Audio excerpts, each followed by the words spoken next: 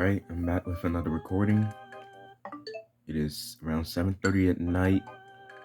And it is day 14 of this challenge.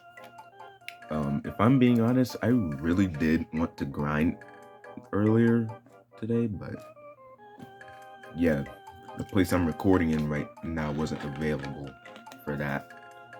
And then on top of that, I kind of took a nap. So yeah.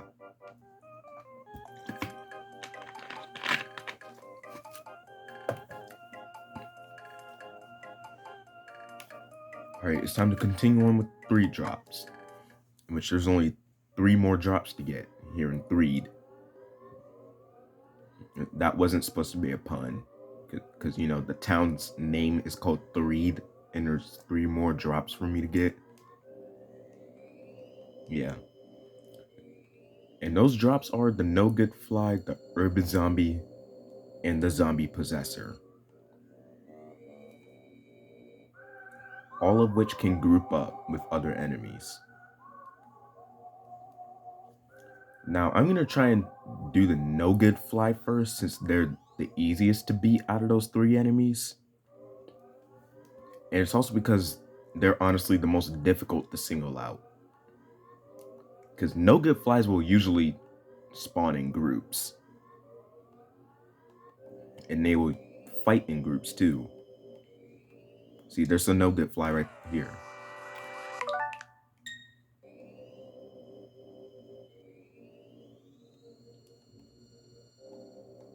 Okay, I just have to single him out. Well, he's still... Yep.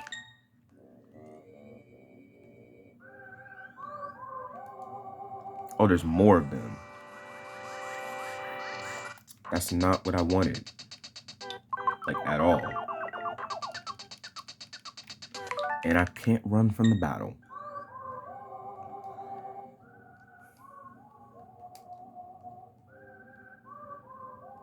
Oh, he singled out. Wait, let's test it. Let's test it. Yeah, nothing came to help this guy. Right, we have the save state. And the No Good Fly here has a 4 in 128 chance of dropping a boiled egg. So this could take a while, since it is a bit rare. Now let's get to grinding.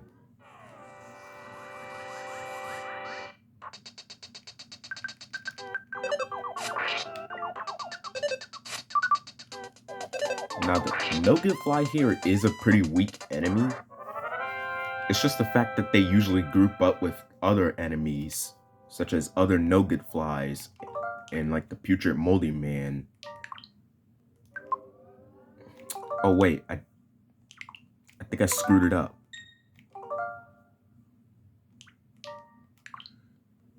Dang it, dude. I literally screwed it up.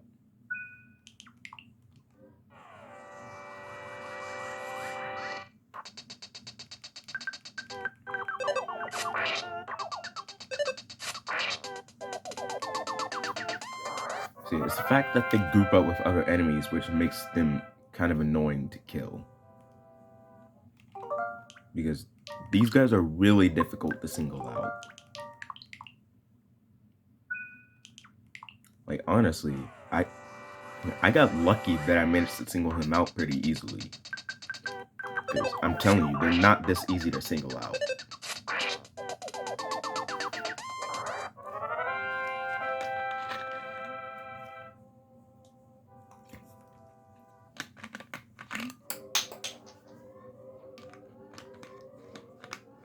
My freaking bottle cap fell as I was trying to put it back on the bottle.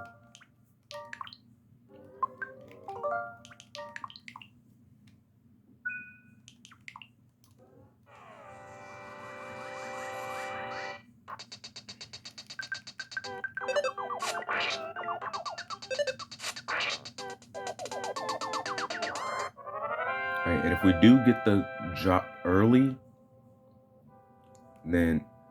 What? Are you kidding me? That's the second time this has happened. No. No, no, no, no, no, no, no, no. That's the second time where I timed myself getting the drop perfectly without even trying. Dude, what has been my luck recently? Like, come on. Yesterday I got the Smelly Ghost to drop on the first try. The Putrid Moldy Man's drop only took 8 attempts. And then I timed getting the No Good Flies drop as I was saying if I get the drop. Like, dude, what are the chances?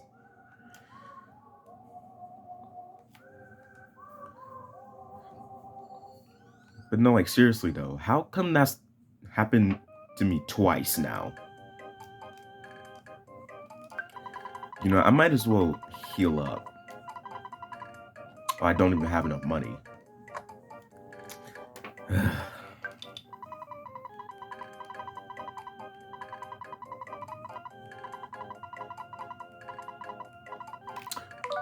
Bro.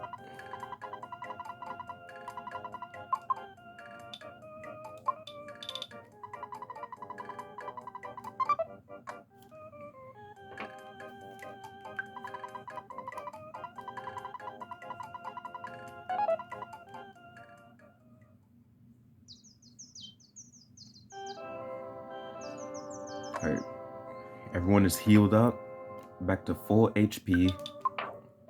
And psychic points. And now let's save the game.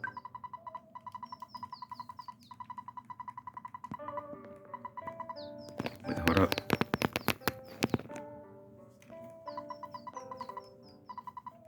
Yeah, because I saw my camera messing up. They'll tell me that this is going to be one of those times where it just starts messing up for no reason. Because I swear, sometimes my phone will mess up and then other times it just works completely fine. Alright, so since we got the No Get Flies drop early, we're going to go get another drop.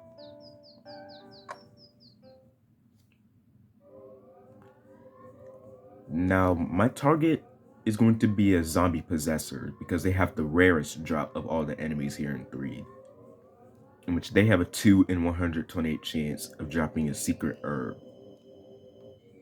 Okay, there's a zombie possessor right there. I see him trying to clip through the wall. No, like seriously, what is he trying to do?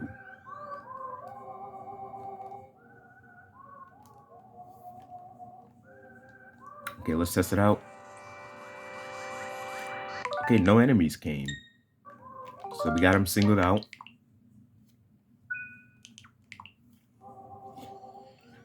Alright, let's get to grinding.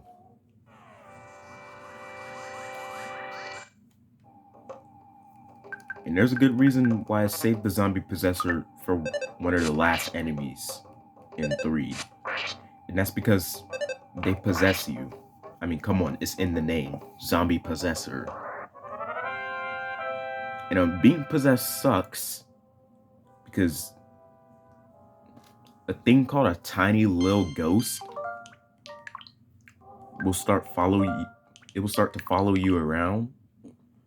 And then when you try to attack, it either freezes you for a turn or it will attack you. And there is a way to get rid of possession. Method number 1 is to wait for a fire attack to hit you, because apparently that does damage to the tiny little ghost. Or you have to go to the hospital and get the healer to cure your possession, because for some reason that works.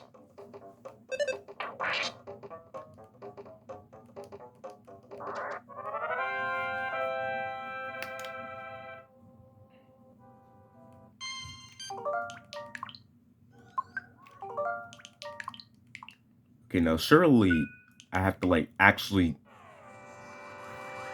take some time to grind this drop, if you get what I mean. Because I've gotten lucky 3 times. I don't know. I was literally on a luck spree.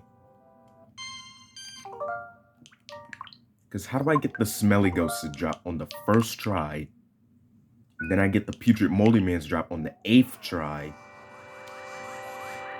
And then timing me getting the drop from the no good fly as I was saying if I get the drop.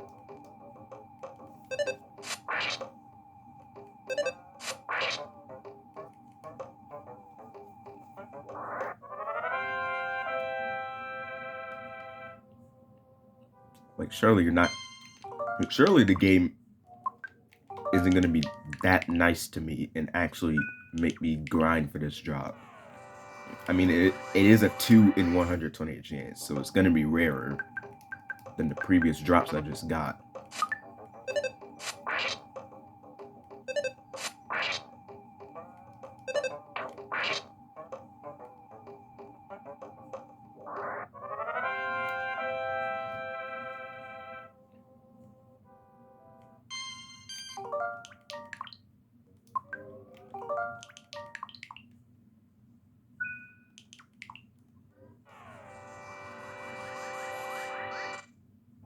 Okay, we're about 11 and a half minutes into the recording.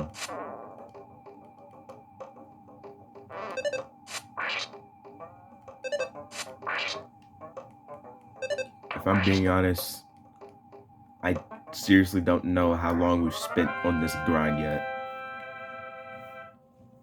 I don't know how long we've been grinding for this drop yet. Because I was not looking at the time at all.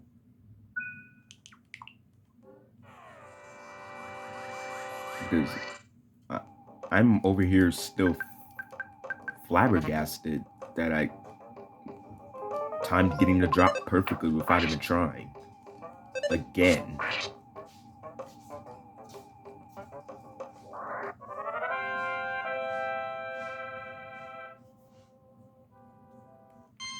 Like, dude, timing it perfectly once, that was pretty lucky. But timing it twice,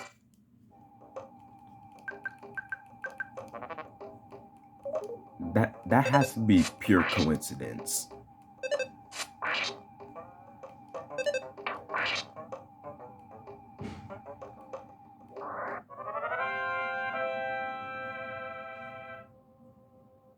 Yeah, the zombie possessor can be really dangerous in groups. Like, really dangerous in groups. Because then they'll have more chances to get you possessed.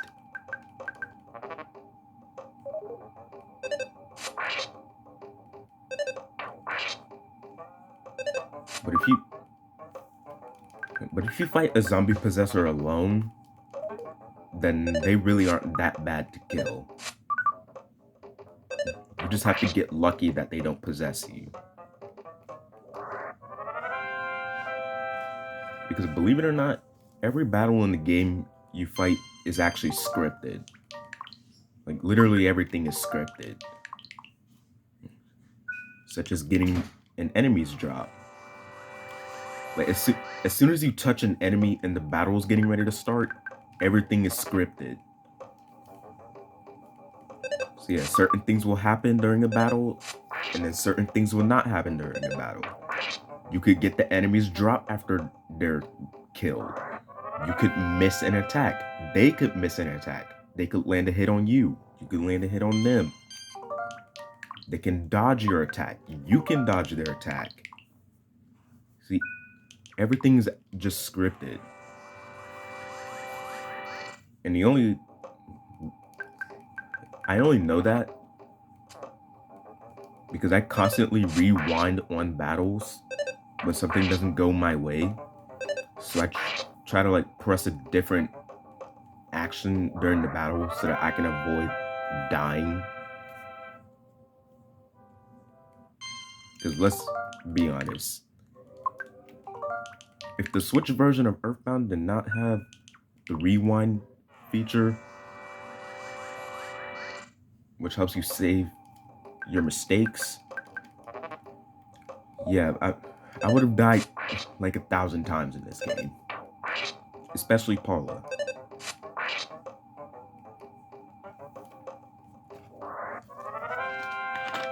Because I swear, by the end of the game, Paula just gets one shot by everything.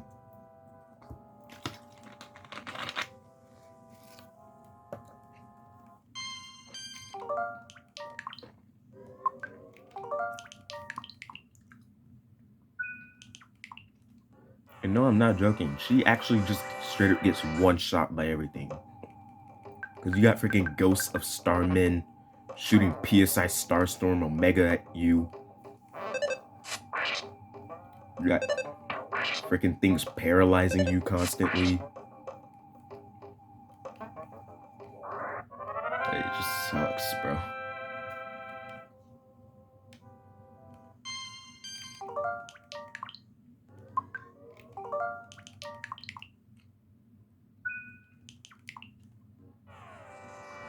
And the thing is, with those enemies that can basically one-shot Paula near the end of the game, is that there's an...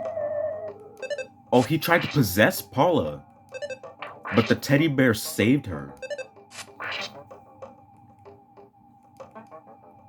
Oh, you sneaky little white monkey. Even though he's a ghost, he's a monkey now. Because I said so. And also, for some reason, I keep calling everything a monkey.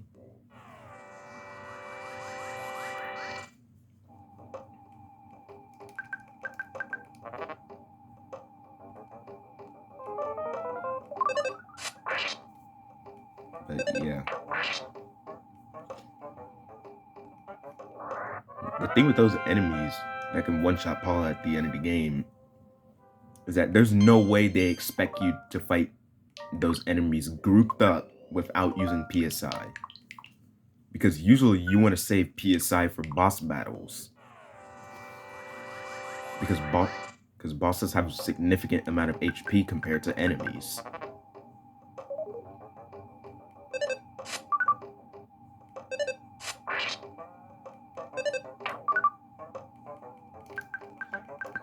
But see, if you're in a situation like I'm in right now where you have to fight 2 zombie possessors that can possess you. See, I got possessed.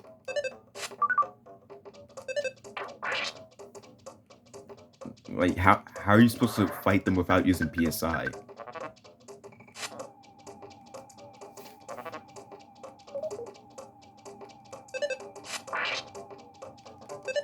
My brother in 3. Why are you... Dude, he literally summoned another zombie possessor. Are you kidding me?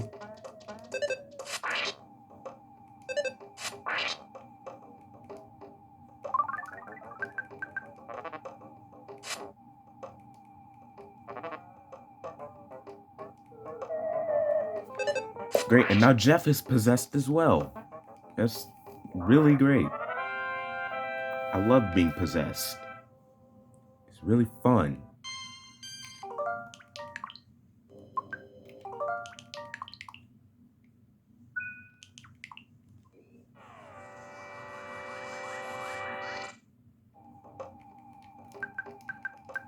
But yeah, those enemies I'm talking about are in chapter 9.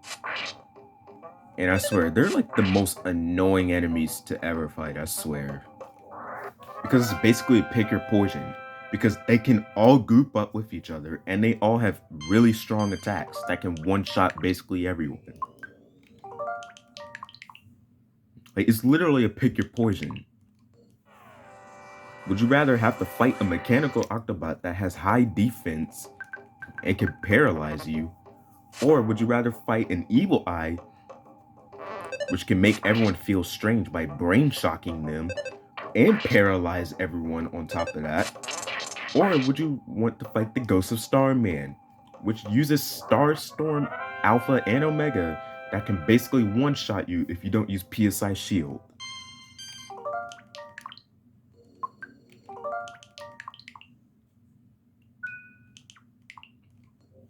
So it's just like,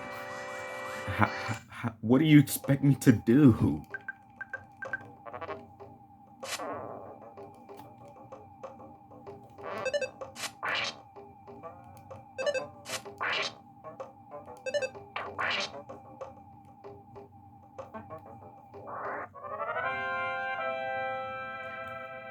But to be fair, EarthBound is one of those games where the difficulty spike just comes out of nowhere sometimes.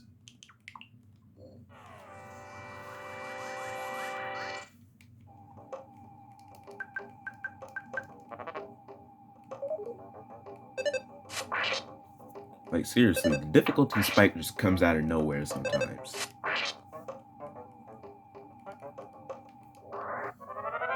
Like in chapter 1, when you have to fight Titanic Ant and get the first melody of the game.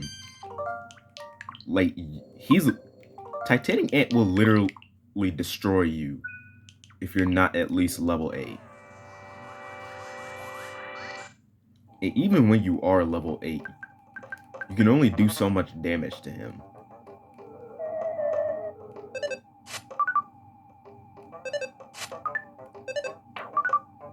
How did we all miss, dude? Like, are you kidding me?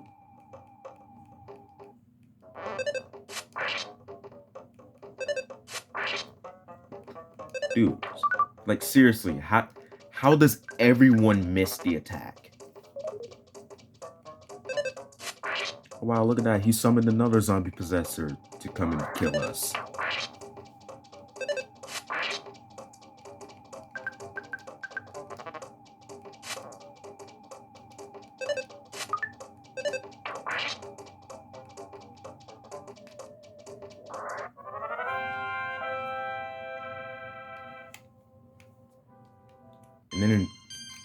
And then in chapter 2, when you have to fight the police force and won it. Like, if you don't have a full inventory of hamburgers, you're basically cooked. Because the cops do so much damage to you.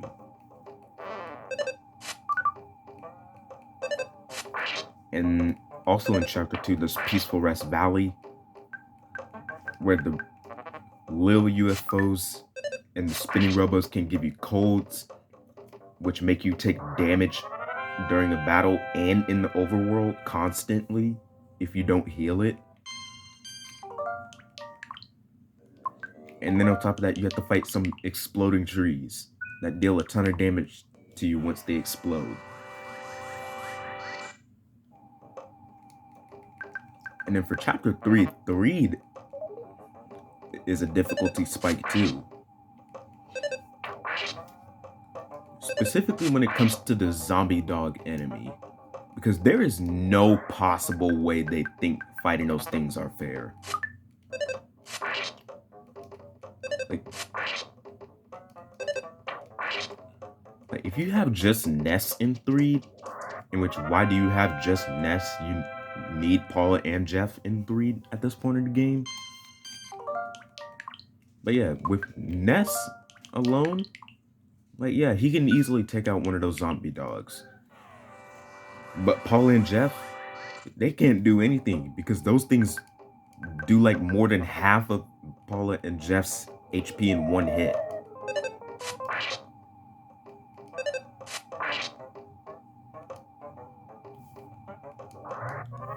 Like seriously, the zombie dogs do so much damage. And then on top of that, you barely do any damage to it. Like there's no possible way they think fighting those things are fair.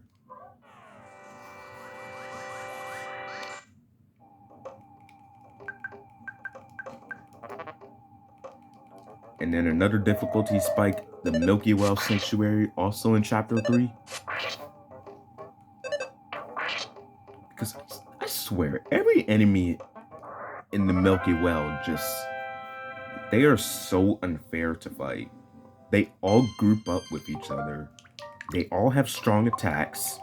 They can all poison you. Well, not the tough mobile sprout, but still.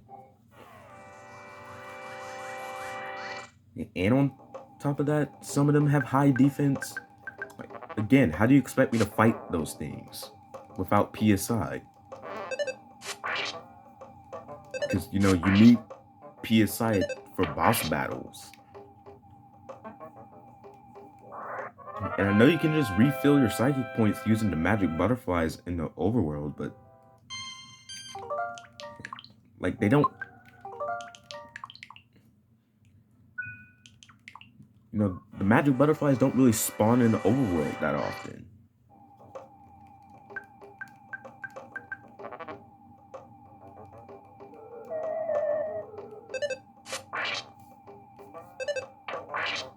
And then probably the biggest difficulty spike in the game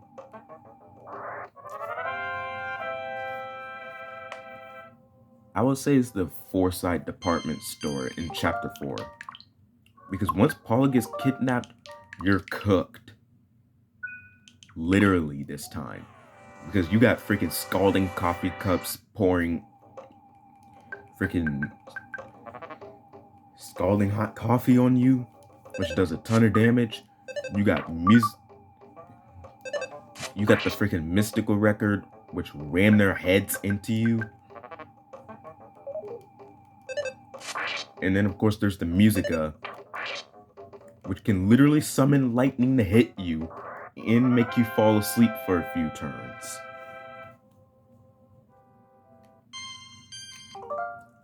Oh yeah, and not to mention they also do a ton of damage in one hit. And I'm telling you, they do that much damage when you get all the gear for Ness and Jeff in the Foresight department store.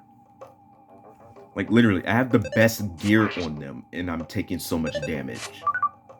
Like how is that even possible?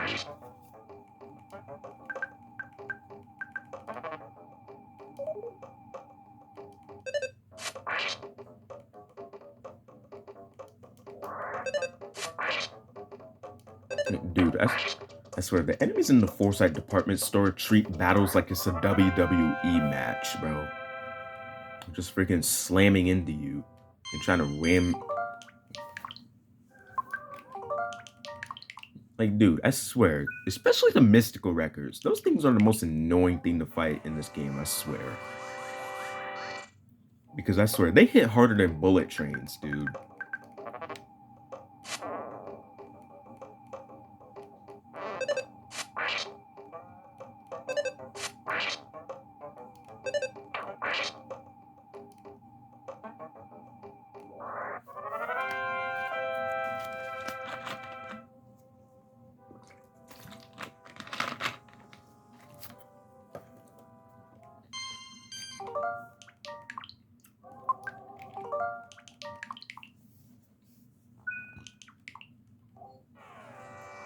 Like, I get why these difficulty spikes have to exist.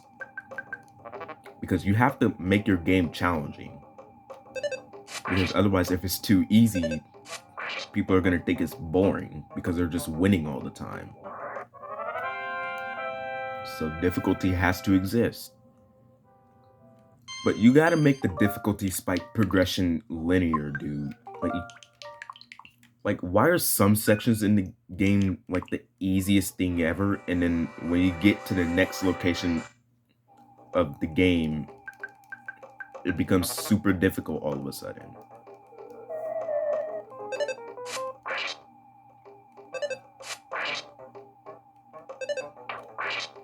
I'm gonna make an example out of chapter 3 here. Like, the first part of chapter 3, which is Winters, is pretty easy to get through. But then you have 3, where you could get freaking possessed, poisoned by zombie dogs,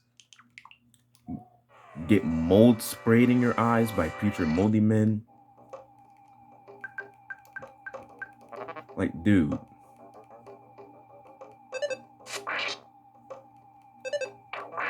Like, how are you expecting me to deal with all these status effects that can be applied to my characters when on top of those status effects, they do a ton of damage to me?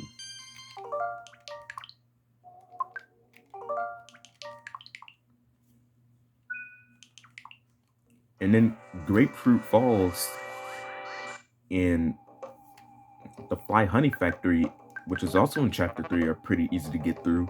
But then the Milky Way is like one of the hardest sections of the game ever. Like honestly, I think it's harder than the 8th Sanctuary.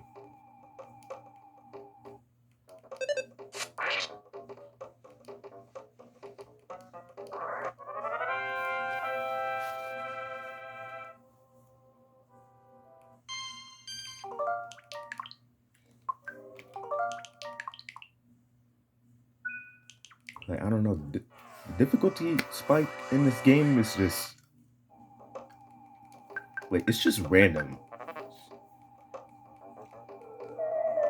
Like when you're in a certain location, it'll be easy for you to get through, but then when you get to the next location, it'll become the hardest thing in the game to ever do.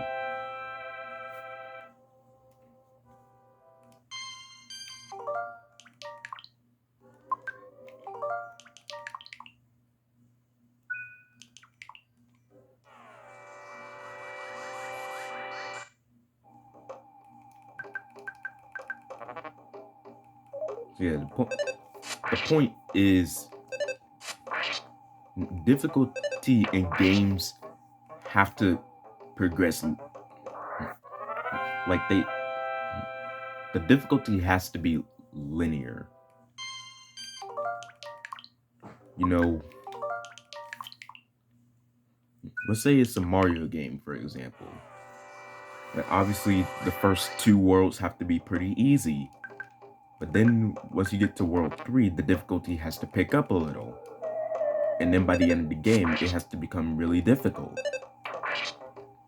And then if you want some extra challenge, you access the secret worlds, which are really challenging to beat.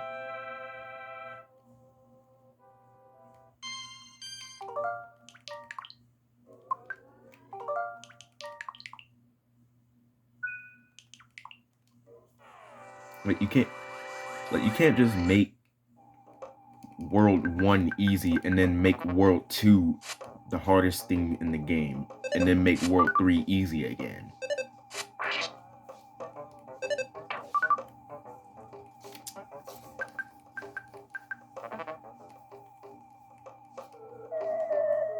Great, Ness got possessed. I love being possessed. It's the greatest status effect in the game ever.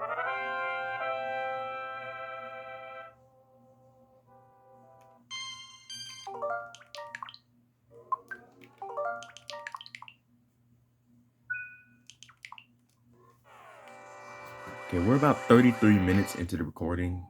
I still don't know how long we've been grinding for this drop, but it's probably been a long time.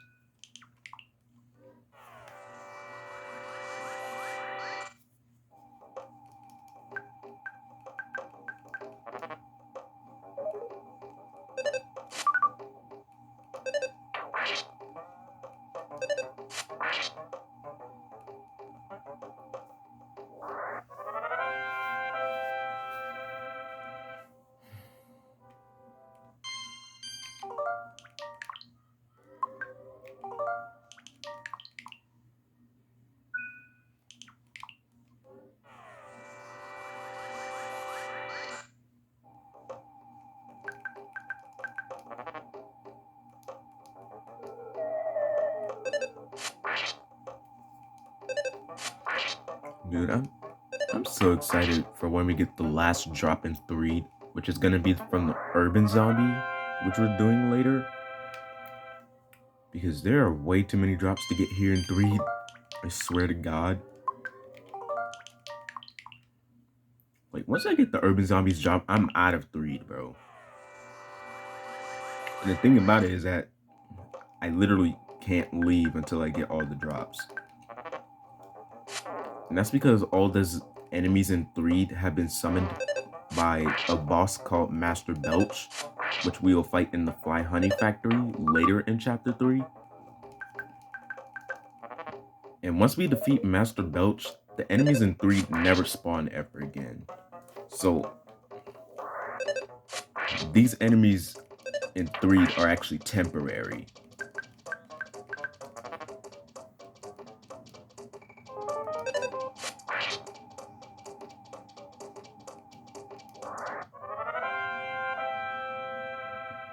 Now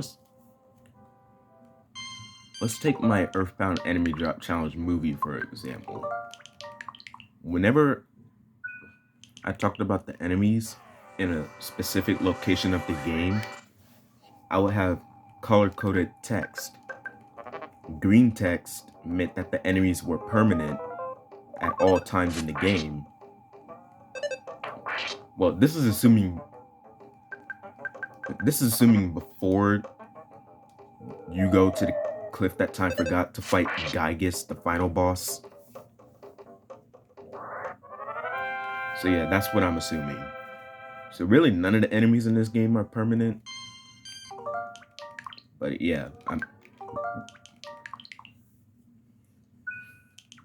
it's assuming you do not fight Gygus yet.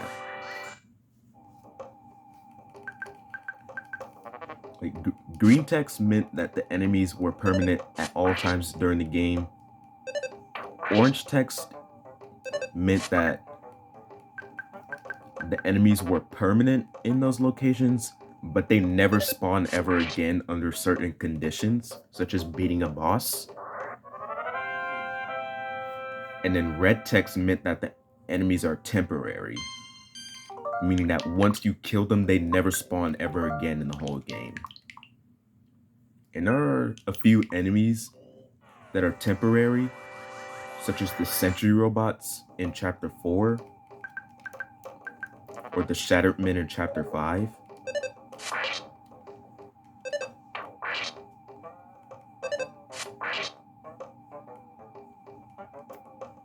But yeah.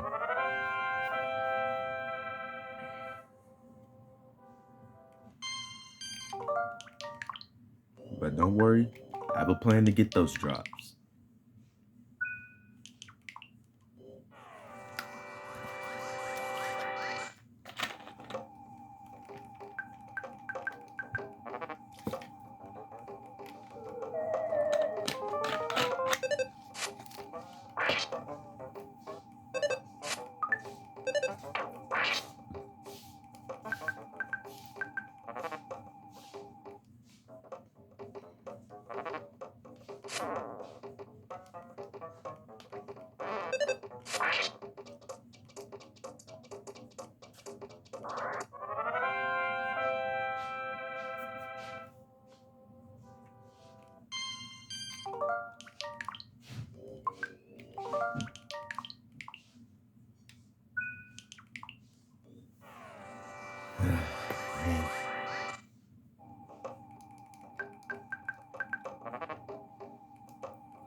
I just want to get this guy's drop already. That way I never have to fight one of these things ever again.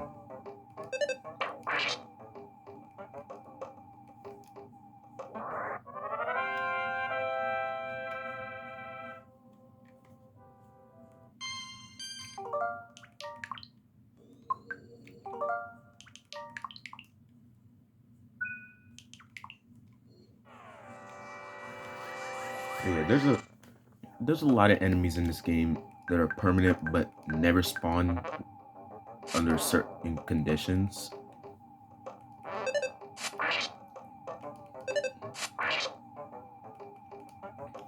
With all the enemies in 3 being an example of that.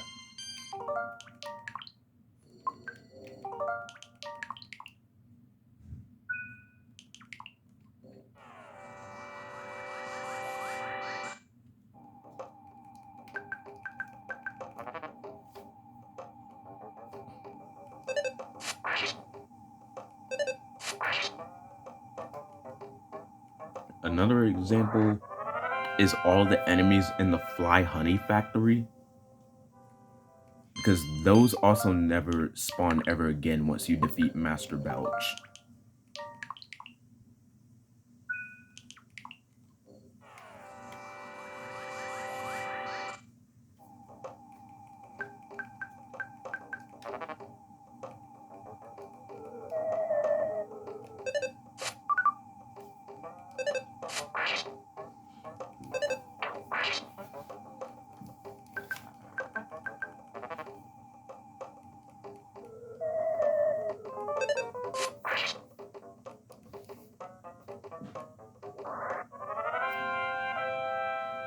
Okay, we're about 41 minutes into the recording. We still haven't gotten the drop.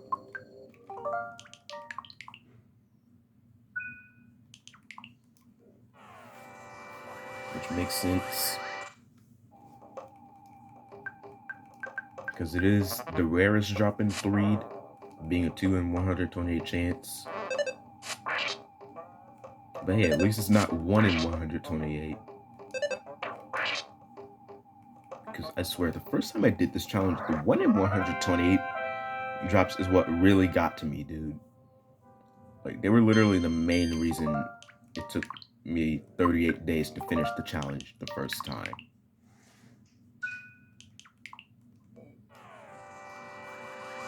Like, they were literally the main reason.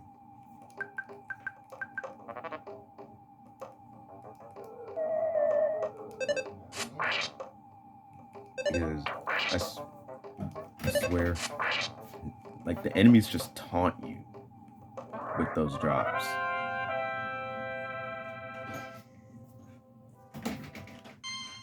Like, they literally taunt you with those drops.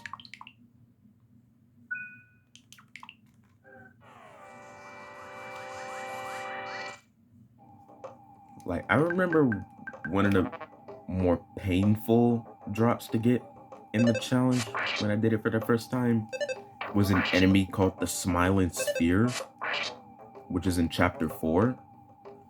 I literally had to save that guy for last before going to the Rainy Circle Sanctuary in chapter 4. And that's because they explode upon death, so obviously I don't want to take damage as I'm grinding. But that enemy ended up taking the most amount of resets at the time, which was 55 resets. And during the EarthBound enemy drop challenge movie, I thought the Smiling Spheres drop was so painful that I literally went off of the script. I literally went off the script so that I can play the Crab Rave during that part. Like, the Crab Rave part was not a part of the script at all. But yeah, I went off script just to add that because it was that painful to get.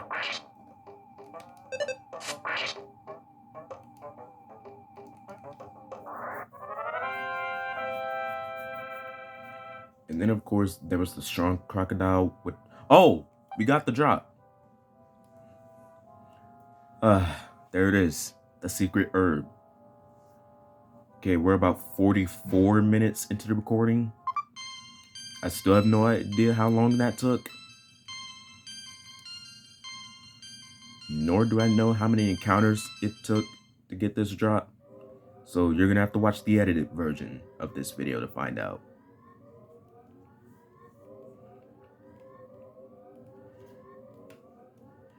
But yeah, as I was saying, there was also the strong crocodile, which was also found in chapter 4. And that drop actually kind of broke me in terms of sanity, because it was like super late at night when well, really it was super early in the morning, but you get what I mean. Like, it completely broke my sanity. Like, by the time I got the strong crocodiles drop, it was around 5 in the morning. And it broke my sanity so much to the point where I literally said something completely delusional. Like, come on, I literally said, and I quote, "I've been grinding all night. I really need some sleep, but they call me Gamer Mally SMM2 for a reason. Real gamers don't sleep." I'm not joking. I actually said those words. But that's it for this recording. I might not grind later today, so the herb zombie might be saved for not chapter. It might be saved for day 15. So yeah, we'll find out.